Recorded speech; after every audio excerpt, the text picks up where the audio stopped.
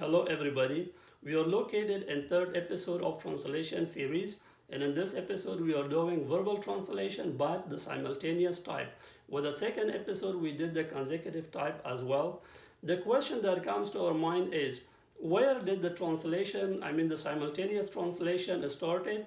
When did it started and why it started? So the answer to why is, there were hundreds of people participating in conferences, and a lot of them speaking different languages, let's say 20 languages. So it was time consumption to wait for one language. Once it is done, then wait for the second, for the third. That's why simultaneous translation started.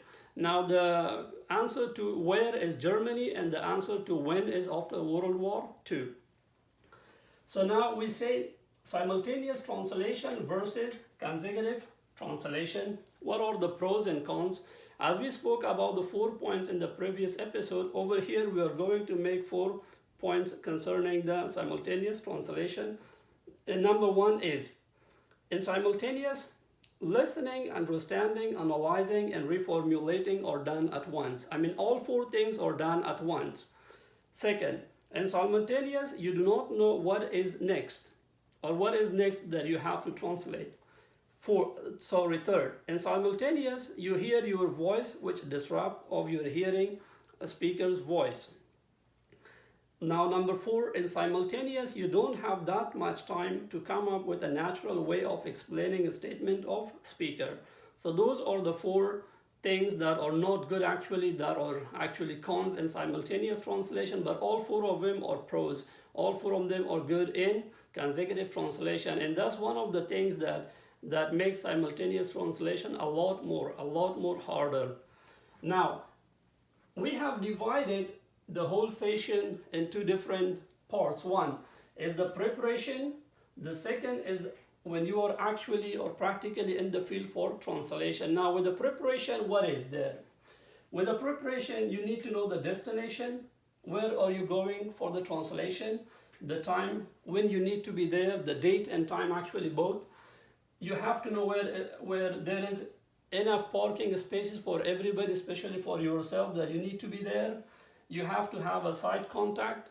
Even if you can meet him or her in advance, that would be even better. If not, at least you have to know who is who is the site contact in case something emerges. So you have to call him for any concern, question, or whatever. You have to know the client expectation. You have to know about the billing, because everybody knows that nobody is working for free, right? Especially if you are not hired by an agency, so you have to know who is going to pay you. Now, the headsets, you have to have a couple of more headsets. You have to make sure that the receiver, the transmitter are okay, and the batteries are charged, everything. Then the notepad, you have to have knowledge of the notepad. You have to have a notebook, or you have to have a laptop, or whatever you think that you're convenient with, so you have to have it, especially if you put them in a zipper bag and with a pen and something else with your business card. That shows more professionalism, which is good. So you have to have your business card just for marketing purposes. And then you have to have continual growth, which means that all the time you have to study the newspaper, the articles, let's say the political discussion, the economic discussion, the legal or whatever. You have to be kind of up to date. And the other point, which is really important, is the material review.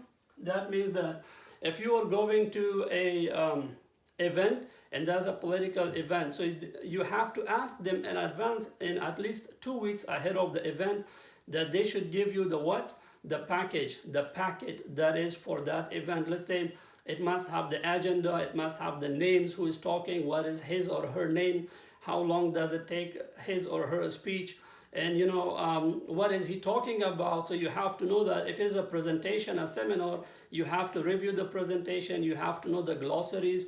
If there are some abbreviations, you have to know that. So this thing is really important. It's kind of related, it's kind of directly related to your reputation, and it does it helps you a lot to to perform as professional as you can. So that's really important. Now, once you are done with that, we come to the practical field. Let's say now you are in the field. It's the day of translation, it's the time of verbal translation, and you have to be there. So the first thing, some people or a lot of translators, even professional translators, they may face nervousness, nervousness. And at that time you have to tell yourself that you are there to help people communicate.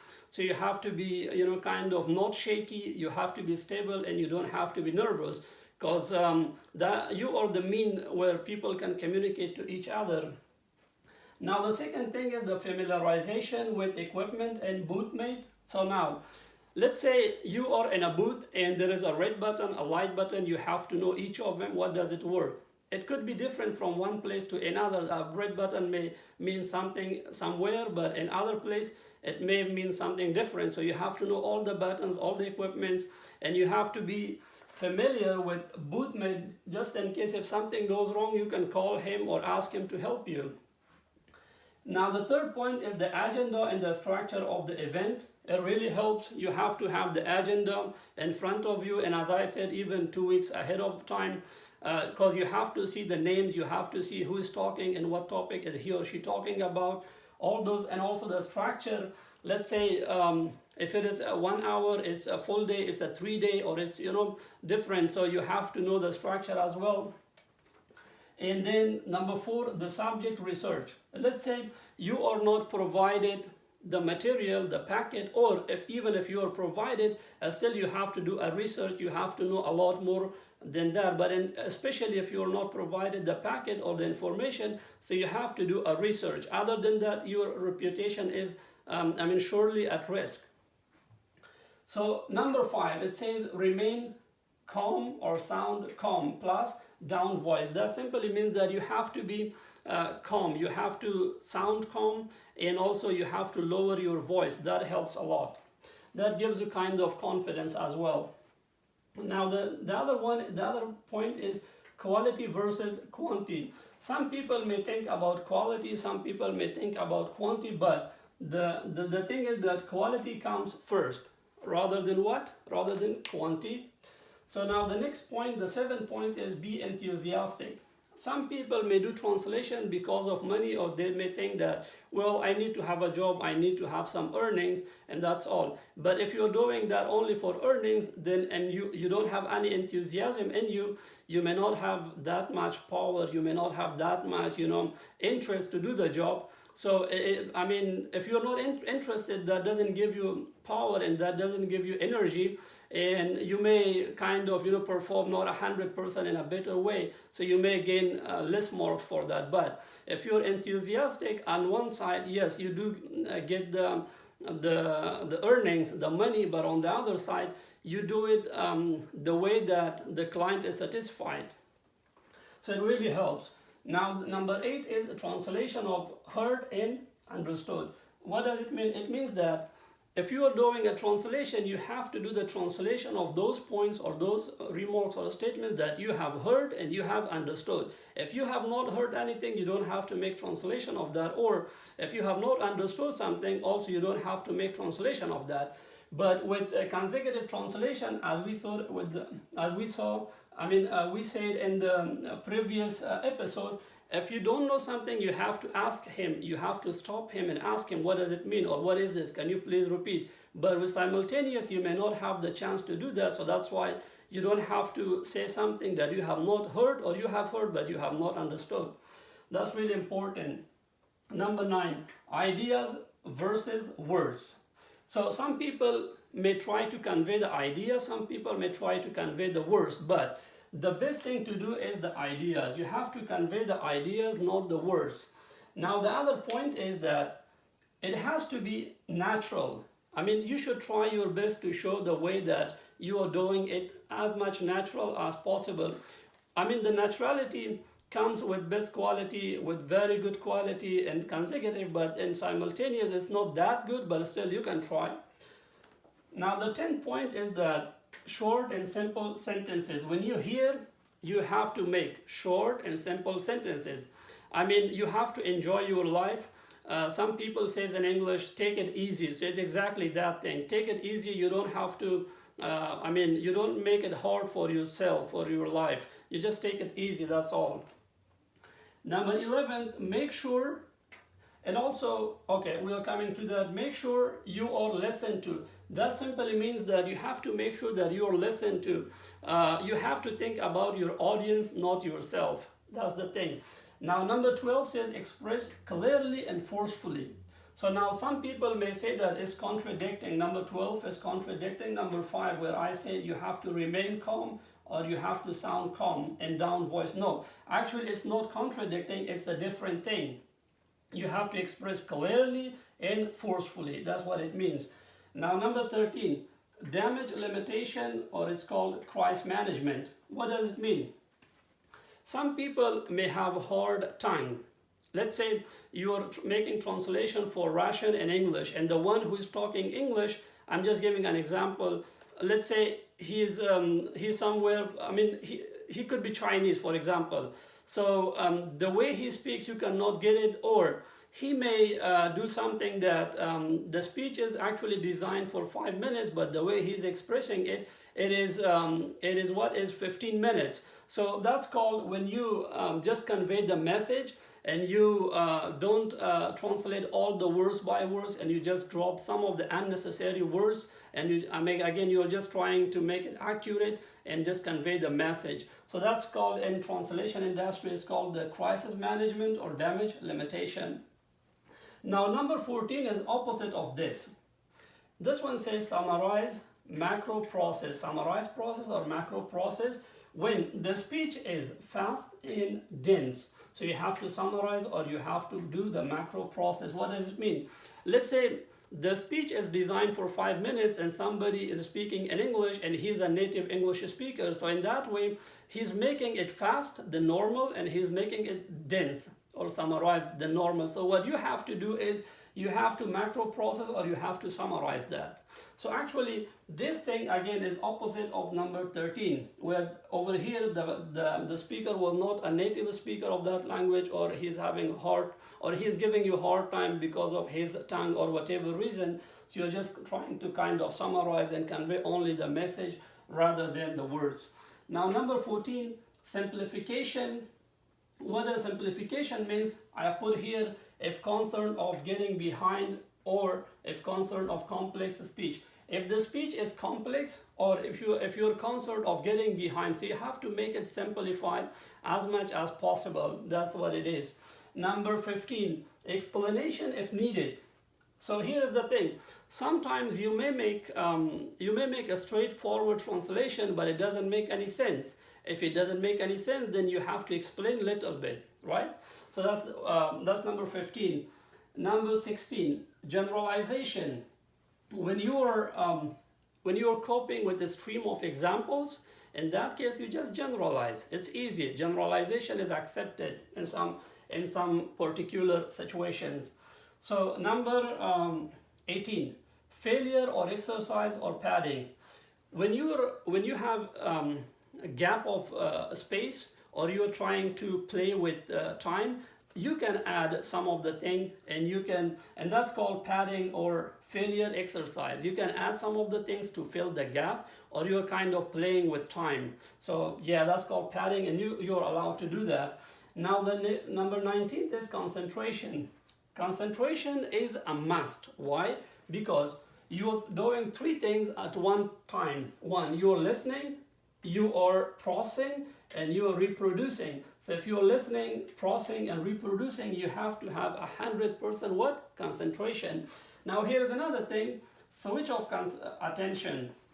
It's kind of interrelated, number 19 and number 20. When we say switch of attention, that means that you may allocate some more percentage of your attention to reading rather than saying. So that's switch of attention. You have to do that if it's needed. Now number 21 is the microphone. What does it mean? Some people may like to be very close to microphone. Some people may like to be far away from microphone. But the best thing is that there should be a space between your tongue, your mouth, and the microphone, and you don't have to be very far as well. That helps. Now the next thing we are doing here is the volume adjustment. What is volume adjustment? some verbal translators, simultaneous verbal translators, they may like to have this, having the sound very loud.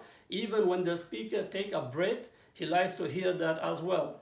Well, for some people it could work, but mostly what professional simultaneous interpreters do is that they adjust the sound as much as they can hear, not every single breath of the speaker. So I think that's a good way to do the job. Now, number 23rd is participant's name. That's number 23rd. Now, with participant's name, it's really important to see the list of participants, see where are they coming from, how their names are pronounced, whether it is a miss or a mister, now, or mistress. Now, Mrs., sorry.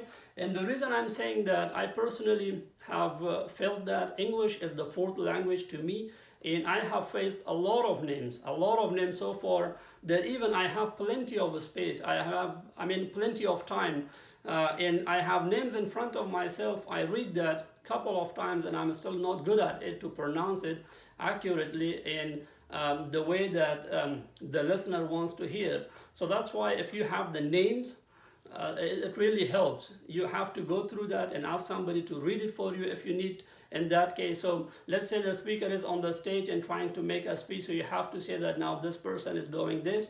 You have to pronounce the way, in a better way, let's say.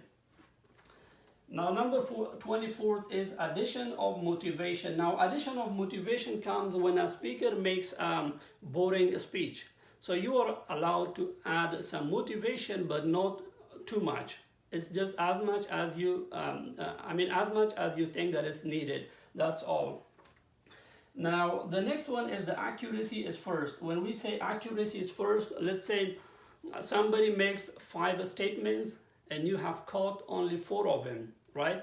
So, or you have caught 4 of them, but with the 5th one you have not caught the whole point. So the thing that you have to make, even if you're making a translation for 4 statements, you have to be accurate, and your translation must be accurate, because that's that's concerning your reputation. So translation accuracy is coming first. Now, number 26, accent knowledge.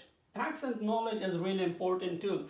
Let's say somebody makes a speech in Russian, for example, and he's a native speaker of Afghanistan, or somebody speaking English but he is Chinese or he is Indian. So you have to have knowledge of accent. Let's say if you saw the name and you find out that this guy could be from India based on his name, or from Afghanistan or other countries. So in that case, you can Google, you can open YouTube, and you can hear how those people speak English, right? If you're making a translation for English in Russian, English in Persian, or whatever.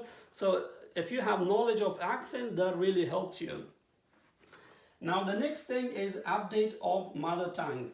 Let's say you are making a translation between Dari, which is Afghan Persian, in English. Or let's say you are making between Pashto and Russian. In that case, if you are natively Dari speaker, Pashto speaker, so you have to update your skill and knowledge of your mother tongue. That really helps. If you don't do that, then you are in trouble.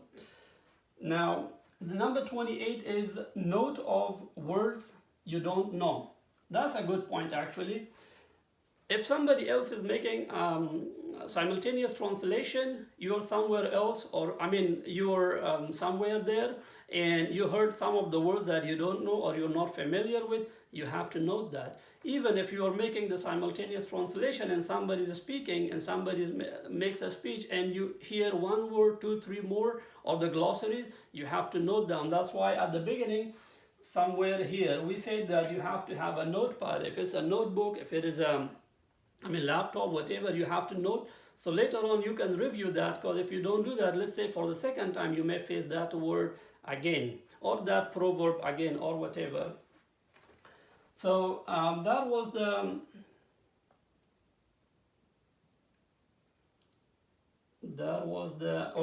number 28. Now number 29, modest, not shaky. Because of what? Because of the reputation. The thing is that if you are shaky, you have risked not only your own reputation, but also the whole company that you are coming from, you're representing.